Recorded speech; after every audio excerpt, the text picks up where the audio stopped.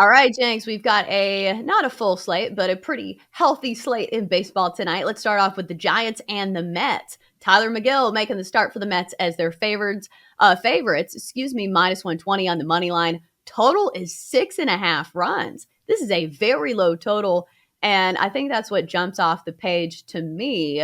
What stands out to you when you see this one? I keep looking at this one. I'm having a hard time capping this game. You can make a really good side or really good argument for either side. I think I would lean Giants at plus money. I thought about the first five under, but 3.5 is such a low total that I would probably go full game instead. I guess I'll go Giants money line. I trust Cobb a little bit more. McGill's very good, but he's faced the Giants before, and during that time, just over 9 innings of work, he's 0-1 with a 7.45 ERA. So based on that history alone, I think I would probably lean Giants, but I'm not crazy about this game, Chelsea. Yeah, I think maybe this is a good underdog spot for the Giants. Obviously, it is a long, long trip from San Francisco to New York. But looking at Alex Cobb, he has been through one game of the season. So let's put a little asterisk there. But in his first start of the season, he turned a lot of heads. Only 2 runs in 5 innings of work, but 10 strikeouts. And he also added some velocity to his fastball. And I'm not sure what they're doing in San Francisco with these reclamation projects when it comes to pitching. We saw it last year. They took guys who were not no-name pitchers, but not, the Cy Young candidates that we have seen across the board in other teams and turn them into these great pitchers. And that's why San Francisco was so successful last year, along with a decent offense. But Alex Cobb is one of those guys. If he continues to roll like this, I think that he can keep this Mets team in check. But for me, the 6.5, don't you think that seems a little low? Like, I know Alex Cobb is pitching well and Tyler McGill's 2-0, but still, like, anytime a number is at 6.5, automatically I almost want to take the over. I was just going to say, I can't believe, I almost thought that was a misprint. I had to double check it at BetMGM, but I don't understand. Even and these guys aren't going to go full games. They're going to give way to a couple The Mets bullpens that are, bullpen. yeah, exactly, which is not great. So just based on that alone, I think, you know what, now that I look at that, I think you might have to bet the over just on principle here, Chelsea. That's what I'm thinking. Like, I could be wrong, and we've seen plenty of games and in 2-1 decisions. And I know the Giants have been hot to the under this season. 2-4 over under record at home and 1-2 over under away. Mets have been hot to the under too, but at some point that number gets too low. And for me, 6.5 is way too low when you're having 2 pitchers who have not won Cy Youngs. Let's move on to the Braves and the Dodgers. Dodgers big favorites at home. Big surprise here, minus 190. And it's Haskar Yanoa against Clayton Kershaw coming off that near perfecto. He was perfect through 7 innings of work in his first start of the season, pulled after 80 pitches, though. And Jenks, this is an angle that we have seen each and every season when I talk with handicappers saying, maybe fade a guy coming off a no-hitter, coming off one of these big-time performances because the number's a little skewed. They're coming off like an emotional game. And maybe they don't have the arsenal that they did last time out. So are you brave enough to step in front of Clayton Kershaw here? No way. There's a couple bets I like. First of all, the Dodgers on the run line. And now I'm not a big Dodgers bettor, and we've talked about this on the show that if you just keep betting on the Dodgers, you're going to lose if you're betting the straight money line because at some point they'll get upset and you're going to lose a lot. But the Dodgers on the run line is plus 105. They've won 6 straight, and every single one of those victories, Chelsea, has been by at least 2 runs. So not only are they winning, they're winning big.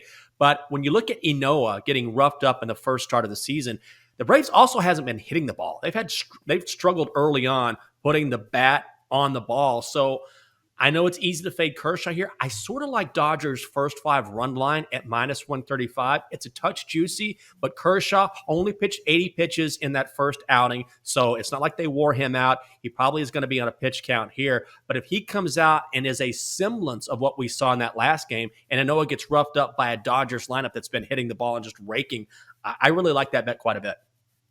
Yeah, it seems square, but Dodgers in the first 5 minus a half. So all they have to do is be winning at the end of 5 innings and you cash your ticket. Just looking at Atlanta, they've been a bit underwhelming so far this season, losing to some bad teams in the Reds and the Nationals. However, coming off a series where they split two games with the Dodgers, or excuse me, not the Dodgers, the Padres. So they've been out west.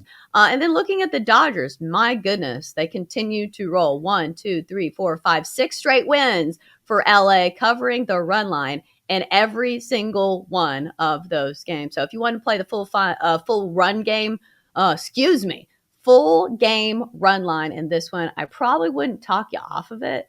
But just for me, it's a stay away just because maybe there's some kind of hangover with Clayton Kershaw. We saw this with Yu Darvish. He started off the season throwing 6 no-hit innings against the Diamondbacks in his first outing, came back and gave up a 9 spot in his next outing for the Padres. So a stay away from me, but the obvious answer looks like the Dodgers on the run line. Let's go on to the Angels and the Astros. Astros home favorites at -160. Total of 9 runs. Michael Lorenzen on the bump for the Angels, and Luis Garcia taking the hill for the Astros. Jenks, initial look on Astros Angels. Initial look is I love the Astros here. I I get nervous about laying a buck 60, but ultimately I don't know how you can go with the Angels just because Mike Trout got hit by a pitch yesterday. The X-rays were negative, so he's going to be okay, but there is a huge possibility that the Angels say, okay, let's hold him out just to be safe here. If that happens, then this line is going to skyrocket and you're going to pay a lot more minus money for the Astros. Plus, if you look at Luis Garcia, he was great to open the season, but he was so good last year at home, Chelsea. At home in Houston last year, an ERA of 2.39. So you take that into consideration with the fact that Trout is day-to-day, I would probably lay it with the Astros. Yeah, I think that's what it looks like for me as well. Just looking at this Astros lineup, very solid top to bottom. So if you get a quality start from Luis Garcia, I think they certainly can stay in this one. Luis Garcia coming off 4 innings with no runs against the Diamondbacks, which isn't super impressive. And then looking at Michael Lorenzen, he's a really interesting player because he's a two-way guy.